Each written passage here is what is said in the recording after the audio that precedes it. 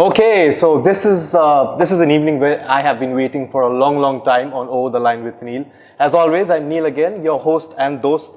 And today with me is a very special guest. I would not like to call him a guest because we have had a few conversations off camera. One of my favorite singers who has mesmerized us all with his romantic songs and a bit of groovy songs as well is none other than Ashutosh Ganguly, aka Ash King. Hello Ash, yes, how have you King, been? what's going on, man? I'm good. How are you, Ash? See you in person, bro. Yeah, I mean, larger than life. Well, is it? It's coming from the I've never seen a Bengali this tall, to be honest. Oh, thank you. I think I need to sit straight too. You're very kind, Ash. First of all, like always, I ask my guests, how have you been? I hope you're in a good space. Good, man. I'm in a good space right now. Recently, I went to the doctors and they're like, listen, Ash, you're doing a lot of performances. Like, obviously, I'm here in Siliguri to perform and for the festival, which I'm really excited to do. And they're like, listen, Ash, you got that energy. Try and put that energy into your lifestyle in terms of your eating. So, as an artist, you're constantly taking flights. You're staying in hotels. You're traveling. You're doing connecting flights. You don't sleep. You go by road maybe for 8 hours. So obviously a person like yourself who's into fitness and stuff like that, as I can see. Thank you. I think that when you're someone like me, you just don't think about these things. So now recently I thought, you know what, I need to take one step. So my friend Nitin, who's from Siliguri, he's done a transformation. He's over there. He's the owner of the Goat restaurant where you guys know. So he's really encouraged me. He said, look, Ash, just start with giving up processed foods. So now every time I eat something, I'm looking at the packet. Yeah. And I really feel that it's helped actually in my singing. Like I feel more energetic. Like, I just feel better. Like I had a show in Arunachal a few days ago and I felt like that was one of the best shows in terms of vocal performance. You felt better after the physical exercises? Yeah, not even exercise, bro. This is just avoiding processed food. It's difficult because I didn't realize how much food I was having that was actually processed. So I start looking at the ingredients, Yeah. So yeah, man, that's helped me a lot. And singing wise, yeah, man, like there's two sides to singing. I've always said this. The hardest thing to do in my career has been to get to the mic, either in a studio or on a live stage. Like the politics before you get onto a stage, competition before you get to the studio, kind of thing. And then once you're there, and how to take advantage of the opportunity is different. So I think that a lot of my habits in my personal life held me back because I felt like I'm my own competition, right? That's when I realized if I'm my own competition, I need to psych myself up to do whatever plan I've got in my head. You are your own biggest competitor. Yeah. So then the thing is, I thought, where am I lacking? And I thought, okay, cool, I'm giving a lot of energy and brain time to being creative and connecting with people. But I didn't feel like I gave enough to myself. So yeah, man, I think that's what's happening currently with me right now. I'm not giving the cliche answer because that's not me. If I try and do the cliche thing, I'll fail. Do you know what I mean? Ash, since we have a time constraint, something that I would really like to know, and my viewers as well who are tuning in would also like to know, is that you come not from Mumbai, you don't come from Delhi. So I'm from the UK. You come from Wembley. Yeah. So in UK, not Uttarakhand. UK, United Kingdom, yeah. The reason why I asked that question, Ash, to you is that you were someone just like a normal Brit-Indian guy. Yeah. And this is a very important question, which if you wish not to answer as well, is perfectly fine. Coming from an Indian diaspora, growing up in a Bengali family, Indian family in the UK, you obviously have spoken about that identity crisis growing up. And then after, I should use the term celebrity very, very carefully, but when you come to India, obviously you had this big hit with Te Amo and I Love You and all the hits. Then Ash King was born. You were Ashutosh Ganguly. Right. And coming to India and now residing in India with your very strong British accent, sometimes I'm sure you must have felt that, okay, am I fully Indian here as well? Yeah. So how was that whole shift, like growing up in Britain as a Brit Indian and then now residing in India? So I'll try and keep it concise because I do give long answers. Okay, so first of all, the identity crisis was this.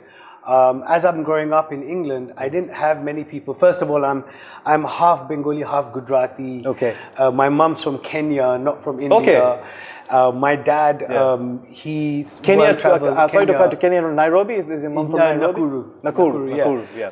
So now having that, and then when I'm going to school, I felt like, okay, there's not many Bengalis there, or there's not many Gujaratis, and then I didn't feel a sense of belonging to any particular community. Because it's not because they didn't allow me, it's because I wasn't in those circles. I came from a musical background. So in my house, we had, I don't know, people like Pandit Ravi Shankar in my house and all these kind of people that's coming to my house.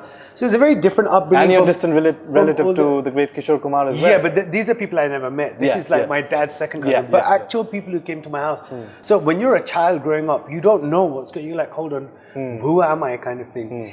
Then at one point, how I overcame that was, so I came, this happened throughout my life, by the way.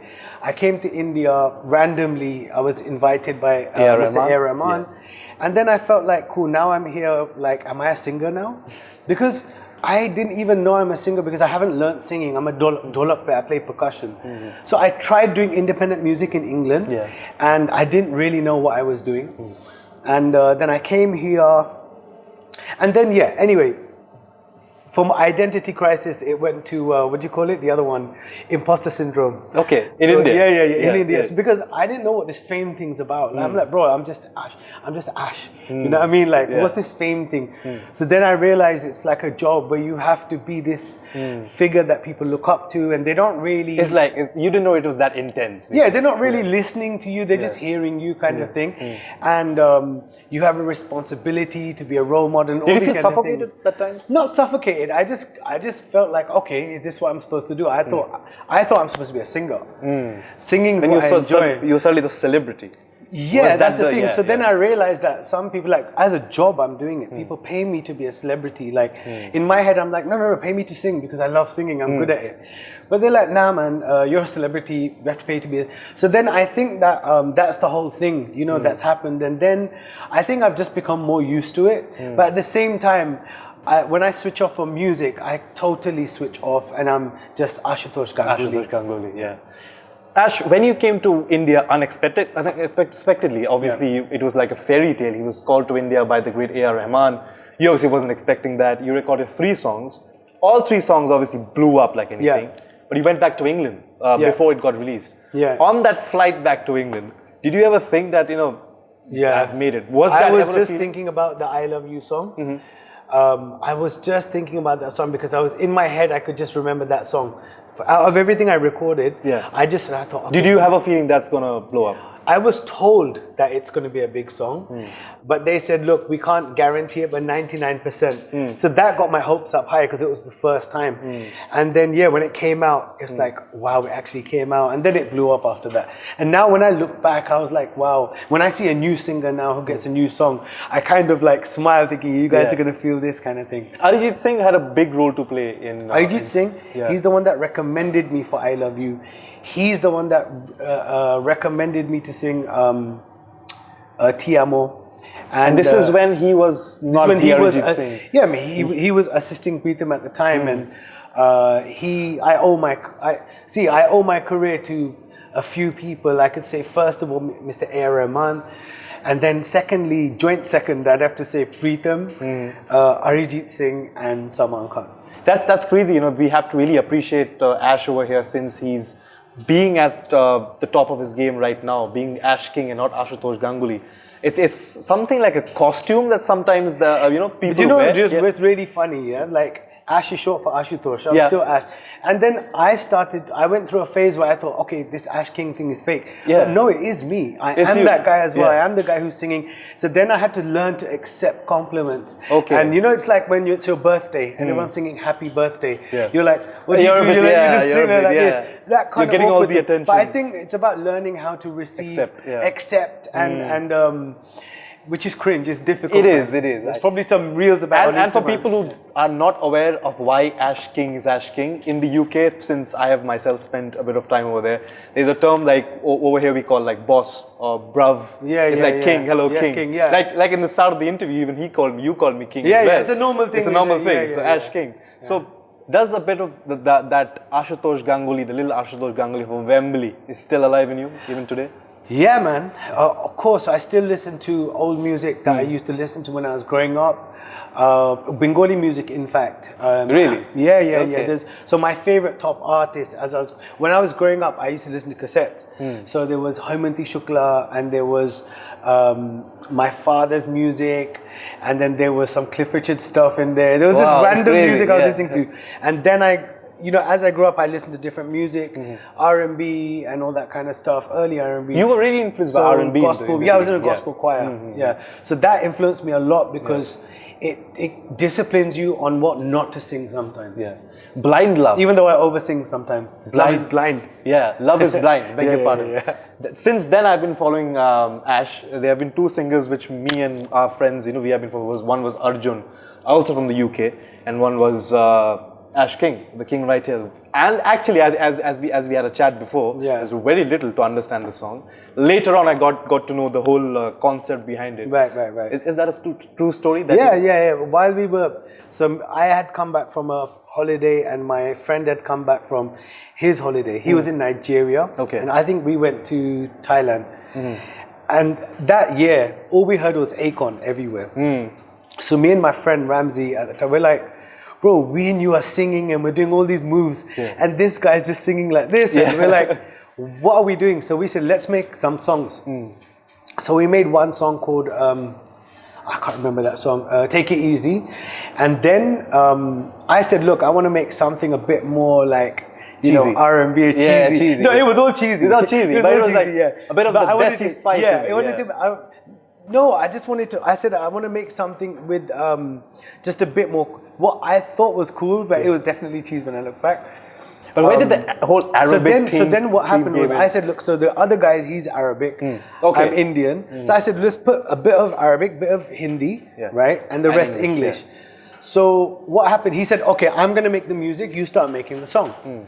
So what happened was, I was new to songwriting. So there was this girl living in the house, and I just saw her, and then she was dating one of the other friends, and I made the song about her. She never knew that, right? Even now she doesn't know. So the song's about her, and I'm just sitting there thinking, okay, I see you all the time, never see you smile, because I used to go there to work in the studio, and who is this person? You noticed that, yeah. So the song's about her. Then obviously you kind of take it somewhere else, you dramatize it and all that kind of stuff. So Love Is Blind. It's been it's been nearly 20 years of that song. Yeah. Maybe I'll do a version. I did one in MTV Unplugged, but I can do a new one, I guess, one day. Before we let you go, Ash, I have to tell you, can you guess which is my favorite song, looking at my personality of yours? No way. No way. Take a wild guess. No, because it would be stereotypical. Banduk Meri Laila. No, it's not Banduk Meri Laila. Okay. It's actually Hi Oi. Really? Yeah. Okay, fair enough. Yeah. That kind of goes. That's the hipster's choice. I guess. That's the hipster's choice. When it came out, and we were like, okay, because I have to big up Karan with the Q. We call him Q. Yeah. He made that song, and Karan was obviously Karan with the Q. So it's Karan with the Q. Karan with the Q. And we call him Q. Shantanu was a part of the Shantanu Maheshwari came in for the video. Totally killed it. Yeah. Like one of the most humble superstars. You know what I mean? Do you think he had an equal part to play, like your voice, for that whole video? See, bro, you have to, because what? At the end of the day, there's making something, and then there's the exposure, right? And it's hard to quantify. How do we know? Like, hindsight's easy. So, but all you can go about, I mean, if you're analyzing it, then I think yes, bro, because Shantanu Maheshwari has got a huge following, people really knew him, but he's connectable as well. And I think that's the obvious thing, but I think what's really good is that even now, 5-6 years later, he's still connectable. And I think many people come and go, but he didn't. He's there, That's what I like about him. But how does an Ash King who sings Te Amo and I Love You also sing Aunty Ji? How you does have that to, switch because happen? at that time I had the energy to do what I was told. I said, just sing what you're gonna sing. Whatever you get, just try and sing it. And it was more belief from the music directors, because even I didn't know I could sing these songs, right? How will I know I can sing in these songs? It was them saying, Arijit saying, no, Ash, just sing. Or Amit Trivedi said, just Ash, just sing. Or so-and-so saying, just sing. So you have to have the faith in the people like that. That's why those guys... Is there a personality change as well at times when you sing songs which are different genres, if I may use the term? There can be, but I wasn't that advanced. So I was just singing according to what I was being told. They're like, kind of put yourself in this position. If I say, think of a time when you were sad, or think of a time when you were happy. So when I was recording Te Amo, I remember Sunny MR, he said to me, Ash, just be happy. Think of your happiest time. Which was ironically one of the worst times of my life. I know. Which is crazy. Mentioned but still, like, you have to get in the zone. But the main thing is that I think that at some point, it's about a team. It's about a team effort. It's not as if I went in there and sang the songs, but no, bro, they know what they're doing. That guidance is there. So I think for anyone, direction's a very big thing. So, well, it was lovely to have a conversation with you, Ash. You too, I hope bro. you have a wonderful. Leave me hanging. Yeah, absolutely. It was wonderful meeting you, Ash, and I hope you have a very, very safe flight to your next destination, and you'll surely be coming for the rocking program right now. We're gonna kill the show first. Absolutely. I don't leave Siliguri just like that. Without rocking. You know what I without mean? rocking. Let's do Thank it. you, Ash. Thank you. Have a lovely evening. Have a good.